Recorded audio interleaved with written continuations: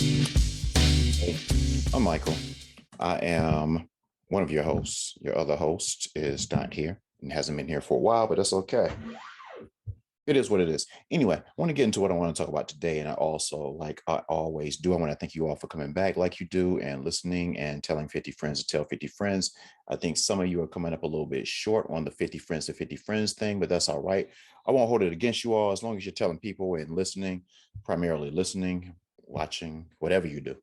But again, I am Michael Thomas. So let me get into what we're talking about today.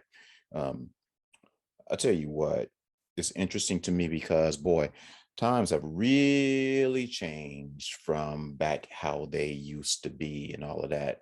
And part of the theme of this podcast is how things have changed in dating. That's the thing that we talk about all the time. And specifically, how men and women are getting away from traditional ways of thinking when it comes to dating.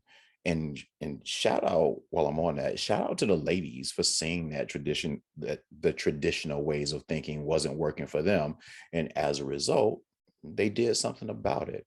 I mean, ladies recognize that those traditions weren't working for them a long time ago.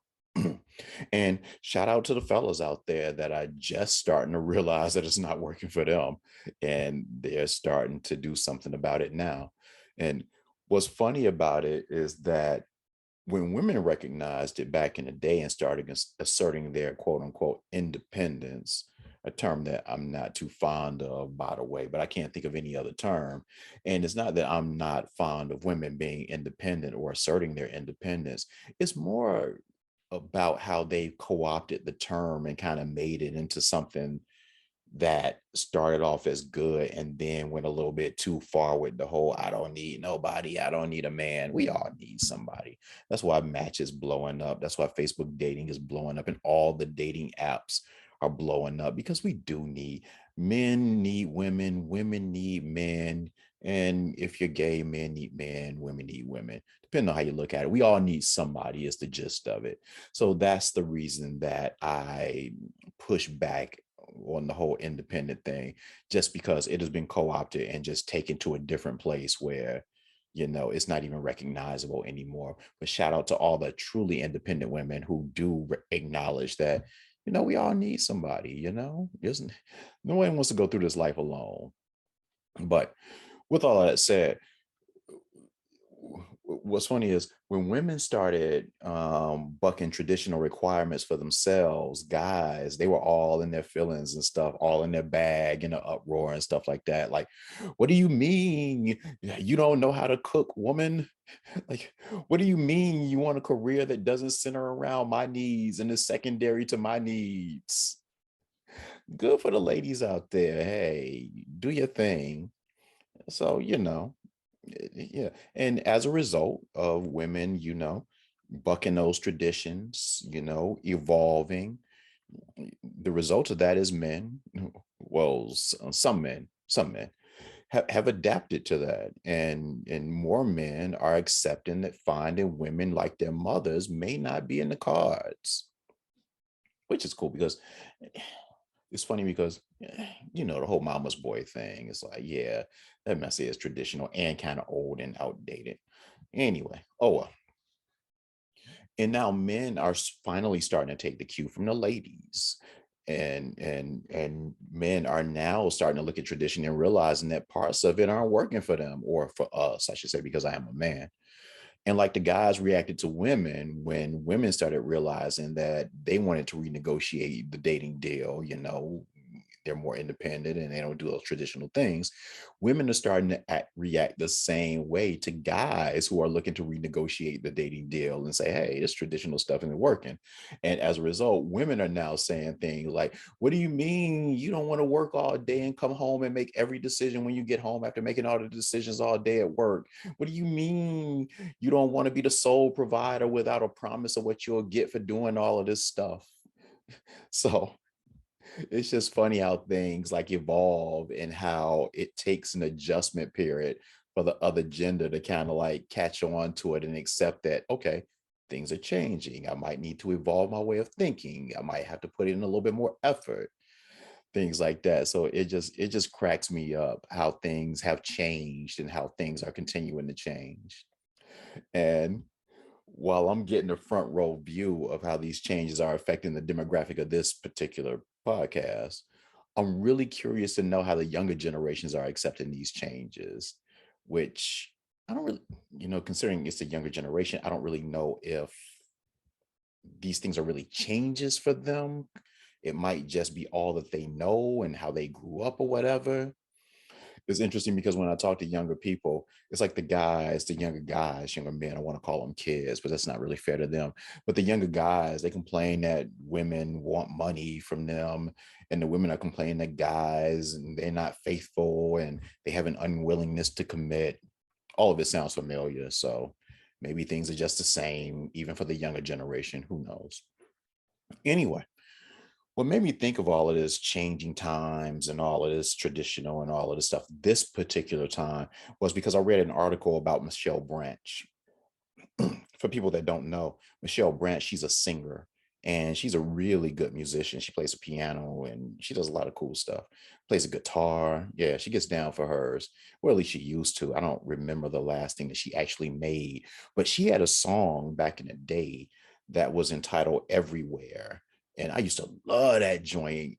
Matter of fact, I listened to that joint right before I started recording this, and I realized that I still love it. That joint still hits the same as it used to. And it was released in 2001. So 21 years ago, it was released, and I'm still like grooving to it. So shout out to Michelle. Yeah. And I can't believe that joint was out in 2001. It seems like as I get older, and this is just a side note, as I get older, it's funny how all of these years kind of blend together. It's like stuff that happened 20 years ago. If somebody asked me, when did that happen? I'd be like, what, 7 years ago, 5 years ago? And it happened 20 years ago. So I don't know if that's good. I don't know if that's bad. I don't know what it is. But either way, my concept of time it just seems to, I don't know. It's kind of like you have a depth perception problem when you like go to the eye doctor. I have a depth perception problem when it comes to time. Anyway, I was in 2001. Uh, so the article that I read about Michelle Branch, it talked about how she'd been arrested, and she'd actually been arrested for domestic violence. Uh, and that's not funny. I'm sorry. I don't mean to laugh at that. But yeah, she wound up jumping on her husband. So the way that the story goes is that Michelle's husband allegedly cheated on her. She found out about it and as a result confronted the husband with violence. That was the way she stepped to him. I'm guessing that she wasn't the first woman that confronted a cheating husband in that way. As a matter of fact, I'd say that's probably the traditional female reaction more so than not. But in the spirit of men bucking tradition, her husband, whose name is Patrick Carney, by the way, and who was actually the drummer for the Black Keys. Who knew? I didn't anyway. And if you don't know the Black Keys, look them up. Listen to some of their joints. Anyway, I look like I'm some kind of marketing person for the Black Keys. Anyway, Patrick called the police. So that's not tradition. The traditional male response for slapping them, the traditional male response when your woman slaps you would just be to take it and just move on. Or for some, it would be to hit the woman back, which would lead to the woman calling the police, and then that would lead to a whole different deal. He would have been arrested instead of her being arrested, even though she hit him first. But Patrick called the police, and when they got there, uh, after Michelle admitted to slapping him one or two times, the police arrested her and took her to jail. See, that's one of the issues with tradition and dating. When studying tradition, you need to study both sides of tradition, not just the side that benefits you or not just the side that applies to you. You need to study both sides because if Michelle had studied both sides of the traditional coin, she would have known that traditionally, when men find themselves being confronted by police, well, black men wind up getting killed, but that's a whole nother story. Black Lives Matter, by the way. Anyway, when men find themselves being confronted by the police, the first rule is to deny, deny, deny. And I know there are fellows listening to this who are like, yeah, that's true. So using the traditional male responses as a guide for how Michelle should have responded, despite Patrick having marks on his face when the police arrived, when asked how the marks got on Patrick's face, Michelle should have answered with, I don't know. Or if she was really feeling froggy, what she should have said, what she could have said was, well, maybe his side bitch put him there. I'm sorry, that was funny to me. Anyway, she didn't follow tradition. She should have followed the traditional male response and just been like, I don't know what happened. Hey, I don't know what he's talking about. Those marks on his face, I don't know. He was with another chick. Maybe the other chick put him there. I don't know. Anyway, she didn't follow the tradition. And even though she said she might have slapped him maybe once or twice, it probably was more than that. So she at least did try to lie, but still, that wasn't good enough. She'll learn with the next dude that she slaps. Hopefully, it won't be any dude, though.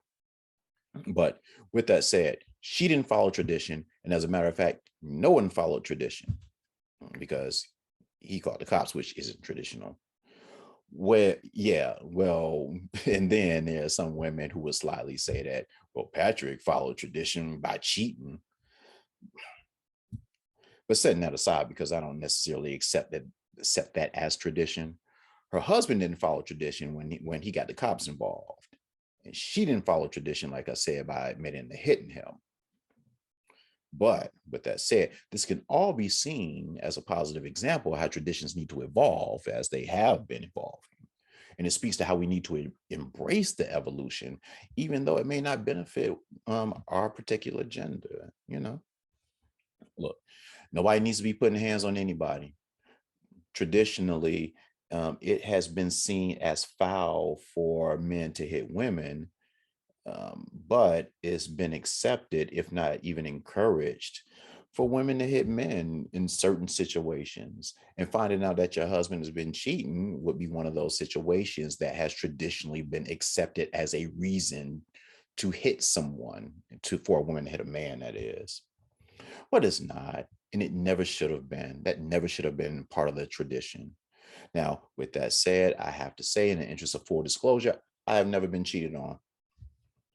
I did suspect it once. I really did. And the thing about it is, I just couldn't prove it. I just couldn't catch her in the act. She denied it, deny. She denied it every time I confronted her with a little piece of evidence. But I'm the type of person where I need to see something concrete.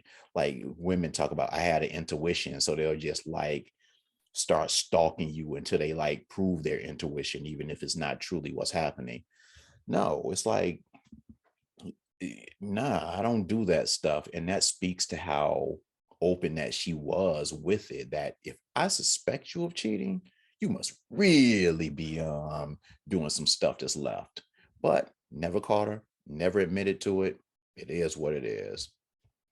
Yeah, but I still believe I was right. She left enough clues. I was right. Anyway, that's not the point. The, the point the point is, I've never been cheated on, but I can imagine how that would definitely make you want to hit somebody if you had been cheated on. And there have been times that women have done things, not cheated, but they've done things to me that if a man had done those same things or done that same thing, I would have hit that dude. But because it was a woman, I had to restrain myself. It is what it is. It's tradition. The tradition is you don't hit women. Well, it's not accepted by a large part of society that you don't hit women. I'll just put it like that. Yeah, we just go with that because some guys out here, well, some guys have always been down with bucking that tradition for generations. But as we evolved, it's starting to be accepted that women shouldn't be hitting men as well. Now, and and ladies, there are no exceptions. Even though some of you ladies insist on trying to find loopholes for reasons that is justifiable to hit a dude. No, there are no loopholes. There are no exceptions. There are no justifications or anything like that. You just shouldn't be hitting dudes. And dudes obviously shouldn't be hitting women, but that's been ingrained in us for the longest time, even though some of us don't necessarily follow what's been ingrained in us. But it is what it is. And it's good, despite what some women would say, it's good that Patrick got the police involved instead of handling matters by himself in the way that men might have done in the past or even in the present. Even though I can hear many of you women saying that he should have just walked away and not called the cops. But walking away doesn't send the right message to Michelle and other women that might be tempted to follow in Michelle's footsteps and find that justification, a loophole, or whatever. Which again, the right message to send, or that should be sent, is that nobody should be hitting anybody. Very few people, both male and female, have the self restraint to react violently when confronted with violence. When somebody like steps to you and slaps you or punches you or whatever, your first reaction is to get back at them or something like that. Get some of that back. Most people, again, male and female, they often take the high road, but those that do take the road, oftentimes those people that take the high road, they take that high road because they realize that they wouldn't win a fight if they did react violently, if they did combat violence with violence. It's like, if yeah, but in Patrick's case, I think that he would have won the fight if he reacted to Michelle's violence with violence on his own. It's like, hey, it is what it is. So I applaud him for going the route that he went. And I applaud him for getting the police involved, because the other two alternatives, walking away, would not have conveyed that she shouldn't be hitting them, and hitting her back wouldn't have conveyed that she shouldn't have been hitting him either. Because a lot of guys are like, shoot, I'll teach you a lesson that teaches you not to hit me. But no, once you hit a woman, it the whole thing shifts from her starting it or her hitting you, and she shouldn't be hitting a man or anyone. It shifts to, you shouldn't have hit her, and any responsibility that she might have had in starting it just falls to the wayside, because the bigger issue is that a man shouldn't be hitting a woman. So it is what it is. Yeah, yeah. But with all of that said, while I'm patting Patrick on the back, I don't want to spend too much time patting him on the back, since he probably shouldn't have cheated on her. He probably shouldn't have cheated on her in the first place. And I say probably as opposed to definitely, because man, I tell you what, I'm learning as I hear about more and more women cheating. Cheating doesn't seem to be as black and white as it used to be. As I talk to more and more people who have cheated, there seems to be a whole lot more nuance, a whole lot more gray as to why people do it, both male and female.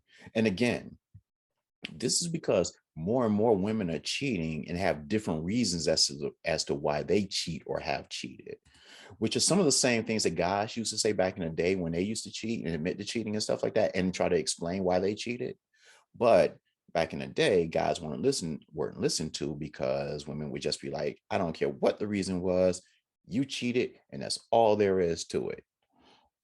It was just wrong, regardless of why you did it, and that's just the way it was. But now it's interesting to hear women, when they cheat, it's not just because, you know, whatever the reason is, it's more nuanced. It's a lot more of, well, he wasn't doing this, or this happened, or something. There's an explanation that seems to be more accepted in certain parts of society that weren't accepted when men were the predominant cheaters. But I guess that's another example of tradition versus evolution. Cheating has been more Cheating has become more accepted under certain conditions. As a matter of fact, me and Reggie, yeah, that Reggie, yeah, me and Reggie, we actually did an episode on that back in the day. And for people, hey, go back and listen to it. I don't remember which one it was, but hey, go back and find it. Listen to all of the episodes until you find it, and then tell 50 friends to tell 50 friends. And even if you have downloaded every episode, go download them again. I don't. I wonder if that counts toward my numbers. If you download it, if you delete it, and then download it again. I don't know. Try it and see. Anyway, anyway, when it comes to cheating, no, I'll still like side with tradition on that particular one. Cheating is bad regardless of who's doing it. But I'm just one person. And when talking to men and women that have done it, and hearing their justifications, reasons, or whatever you want to call it, they they do sound interesting. And even though my views haven't wavered on cheating and whether it's good or bad, it's always interesting to hear the different perspectives. I like hearing different perspectives on things. It reminds me, on a side note, I was dating a woman once, and while she and I were dating, somebody that I knew had been busted for cheating, and she jumped on me as if I was cheating just because me and dude were cool. She's like, I can't believe how you can be around him and all of this and all of that stuff. And I was just like, yo, what he does or any of my friends do or whatever, that's not me doing it. Hey, and no, I'm not going to throw away a friendship because he made a decision that his girlfriend didn't agree with. That just didn't make any sense to me. And she and I really got into it about that, and we stayed together. It wasn't like a breakup type thing, but it was just she was pretty strong on that. What was funny though was maybe like a year later, yeah, we were together for a while. Maybe like a year later, one of her friends was found to be cheating on her husband. So me being the petty person that I can be at times, I stepped to her and I'm like, so how's that friendship going? And it's funny because after I brought that up, all of a sudden she was like, oh, okay, I see what you meant and all of that stuff. And why I'm doing my voice like that, because she didn't sound anything like that. It was funny to me how, and I guess it's the case with a lot of people, they don't necessarily see things until they're in that position. So when she was looking at me and my friend, she's like, you shouldn't be friends with him and all of that stuff. But when her girlfriend cheated on her husband and all of that, she was like, well, yeah, that's their business and all of that stuff. Oh, okay. So now it's their business and it's not a reflection of you. But back when I was doing it, kind of like the whole cheating thing in general, just the way that women have excuses for that are justified in some circles for why they do what they do, while men just like, you just cheated and that's it. Go die and burn in hell. Anyway, this is not to condone cheating in any way, but it is what it is. It's just interesting looking at how the traditional way of thinking and how things have evolved, which is the topic of this episode in general. So the point in all of this is, let's all embrace evolution and new ways of thinking in favor of old, outdated, traditional thinking that that's providing and proven over and over again not to be sustainable in relationships. It's like, I know I keep finding new ways to say the same thing over and over again and trying to hammer this home. This whole let's throw tradition out and just come up with our own ways of thinking about relationships and making relationships work and things like that. Because at the end of the day, we want sustainability, you know, and not just a bunch of divorces because the traditional thinking just didn't work. It's like, man, I'm encountering more and more women who, more and more divorced women. And I'm not talking about women who have been married for a year, 2 years. I'm encountering women who have been married for 20 years, decades, who are finding themselves back out here in the dating pool and stuff like that with no concept of how things have evolved in dating and stuff like that. And I guess you can find positives in the fact that you stayed in a relationship for over 20 years. But I mean, it kind of has to feel empty to have gone through that for so much time and have it end, and you look back on all the things that you might have missed out on, including finding the person that you could have been with for your entire life.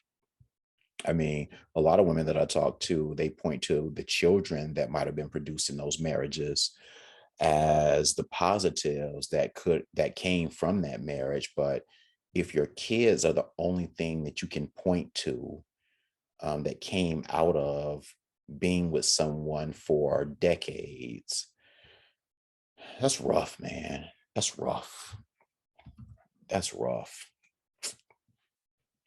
Yeah, we need to start thinking about what works for not just our gender, but for both genders, and more specifically, what works for us and what works for the person that we're with, and being honest and having honest negotiations about what works, what doesn't work, what works for us. Forget society and what society says, forget tradition and what tradition says. You and me, what works for us? Let's have that negotiation, put everything on the table that you need, not just for now, but what you'll need for 20 years. Because those what I'm finding from talking to people is those things, like for example, those little things that people describe as being little, that don't matter in the beginning of relationships, they seem to matter more and more as more time passes. So you need to be honest with yourself. And even though it's something that might seem little when you first meet someone, can you endure that little thing for 20 years? And what I'm finding from more and more people is that they can't. So, better to get that out of the way or flesh it out early as opposed to later, after you get married, after you take a vow before God to stay with someone forever. And then, well, God, I know I took a vow, made a vow, but I'm gonna break it, so it is what it is. So um in closing about this, let's keep our hands to ourselves, men and women. Um, the cheating thing, everybody has to come to their own conclusion on that. It's still wrong, regardless of who does it, though. And hey, all of these things, can be resolved with some good communication, even though, like I said in another episode of a podcast, people use that communication thing way too much because everybody thinks they're a good communicator, and very few people are. Just because you talk a lot does not make you a good communicator. Yeah. Yeah. So it is what it is. And a lot of people are like, you should be a communicator, good communicator, while not focusing on their own abilities or inabilities to communicate. But that's a whole nother episode that I've already recorded. Go back and listen to that and tell 50 friends to tell 50 friends. I am done with that. I want to send a shout out in closing to the family of Anne Heche. Anne Heche was an actress. I wouldn't even say that she was a good one. She wasn't like in a whole bunch of stuff, but I don't know why she stood out to me when I read about her passing, but it did stand out to me because while she was in some decent movies. I mean, I would look up at her filmography, which I should have done before the show started, but I just didn't care enough to do it. But she was in some flicks that I actually liked, but she wasn't like a big, huge star. To me, she was most famous for dating Harrison Ford, and then next thing you know, she's dating Ellen DeGeneres, and it seemed like every other relationship she was in was boy girl, boy girl, boy girl, boy girl, which I guess is the ultimate definition of a bisexual. But she, maybe it was a week ago, a couple weeks ago. I guess it really doesn't matter putting a date on it, considering people listen to these episodes at different times. But she drove through a stop sign and drove into someone's home. I drove through the front of the house with her car. And she was in the hospital and she was just pronounced to be brain dead. And she's 53 years old. What I have not been able to find out in my research was whether there was something going on with her physically that caused her to drive into the house, or this thing was a result of her driving into the house and she just drove into the house by mistake. However, somebody would just drive into a house. But either way, she's 53 years old. And I don't know why reading that this morning just kind of resonated with me enough that I remember it now to talk about it right now. And I don't really know that this is a case where I'm mentioning this with the lecture that comes with it, like I normally do, telling people that they need to be more conscious of their health. This might have just been a death that happened because she drove through somebody's house and that's just what it was. But Boy, 53 years old is just young. Uh, but it is what it is. That's all I have for today. Thank you all, as always, for continuing to listen, continuing to download, continuing to tell people, whether it's 50 people or not. It is kind of amazing to me, and continues to be amazing that people still listen to this mess, and people actually have an interest in listening to this mess. The bottom line is, it as I get older and see more and more of these relationships and have more and more of these dating experiences and relationships of my own, it just further exposes how broken people are. And not even how broken people are, that's one category, but also how confused people are, how, for lack of a better word, desperate people are. And what I mean is, people just really want love. People really want to find there's someone. And in that case, I don't know that desperation is a bad way to describe that, even though people will take it as a bad thing. But yeah, it is. But yeah, it's interesting to me, and I'm appreciative that people keep coming back and keep volunteering feedback and things like that. Yeah. And on that note, Reggie, come on, say something to the people. No? Reggie don't want to say anything to you all. So I will say on his behalf, thank you again. And I'll get out of here. Hit my music if it's not already playing. Is it? It's so faint. I can anyway, it's neither here nor there. You don't care if I can hear the music or not. That's all I have to say. Good night. Bye.